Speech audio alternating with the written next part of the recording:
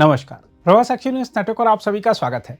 दिल्ली के Lal Qila metro station के बाहर हुए कार विस्फोट ने न केवल भारत को झकझोर दिया, बल्कि इस घटना की गूंज इस बार सीमाओं के पार यानी पाकिस्तान के भीतर तक भी सुनाई दी है।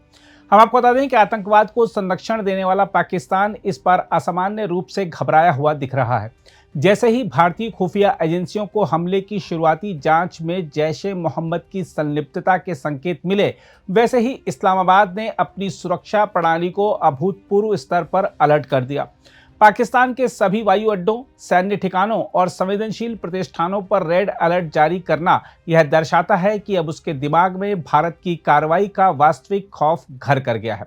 मीडिया रिपोर्टों के अनुसार पाकिस्तान ने अपनी वायुसेना को इमीडिएट टेक ऑफ के लिए तैयार रहने के निर्देश दिए हैं। सभी एयरबेस पर एयर डिफेंस सिस्टम सक्रिय कर दिए गए हैं और 11 से 12 नवंबर तक सीमावर्ती क्षेत्रों में नोटम यानी नोटिस टू एयरमैन लागू कर दिया गया है।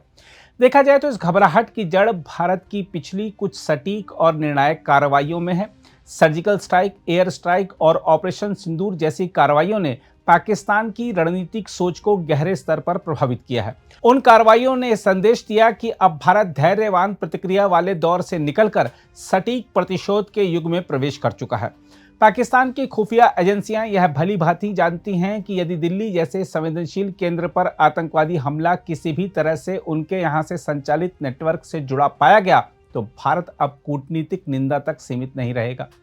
हम आपको यह भी बता दें कि दिल्ली विस्फोट की खबर पाकिस्तान के प्रमुख मीडिया संस्थानों जैसे Dawn, Geo News, the Express Tribune, the News International और पाकिस्तान टुडे में प्रमुखता से छपी है।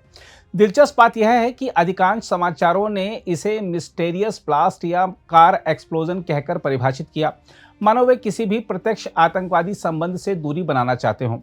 देखा जाए तो पाकिस्तानी मीडिया का यह रुख वास्तव में एक रक्षात्मक मनोवृत्ति का प्रतीक है। जब किसी घटना से यह आशंका हो कि उसका धागा अपने ही भूभाग से संचालित आतंकी नेटवर्क तक जा सकता है, तब मीडिया मिस्ट्री और अंडर इन्वेस्टिगेशन जैसे शब्दों की ओट में अपनी जिम्मेदारी से बचने लगता है। देखा जाए तो भारत सरकार ने इस विस्फोट के बाद जिस संयमित परंतु निर्णायक ढंग से काम शुरू किया है, वह पाकिस्तान के लिए सबसे बड़ा संदेश है। ना तो कोई त्वरित भावनात्मक प्रतिक्रिया, ना कोई सार्वजनिक धमकी, बस एक गंभीर मौन जिसमें कार्रवाई का संकेत छिपा है। भारत अब घोषणा की कूटनीति नहीं, बल्कि कार्रवाई की कूटनीति अपनाता दिख रहा है। यह वही रणनीति है जिसने 2019 में पाकिस्तान को वैश्विक मंच पर अलग थलग किया था।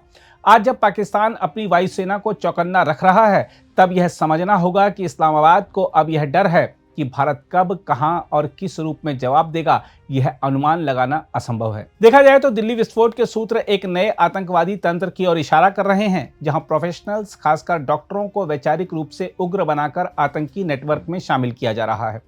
उमर मोहम्मद और उसके साथियों का मामला यह दिखाता है कि रेडिकलाइजेशन अब केवल मदरसों तक सीमित नहीं है, बल्कि डिजिटल मंचों और सोशल मीडिया समूहों के माध्यम से पढ़े लिखे वर्ग तक पहुंच चुका है।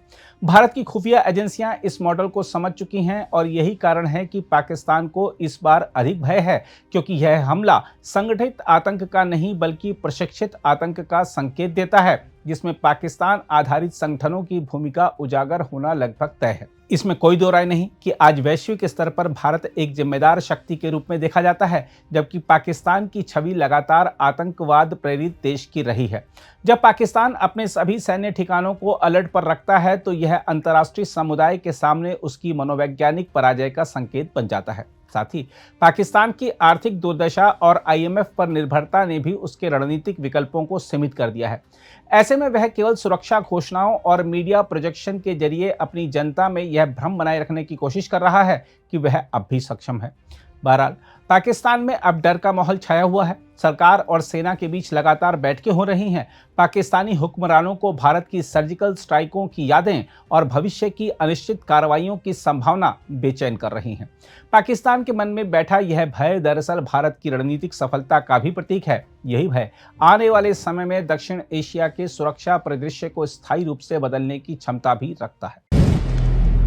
अगर आप भी लेना चाहते हैं देश दुनिया की तमाम जानकारी, तो आज ही सब्सक्राइब करें हमारे चैनल को। साथ ही नीचे दिए बेल आइकन को जरूर दबाएं ताकि हर अपडेट आप तक पहुंच सके।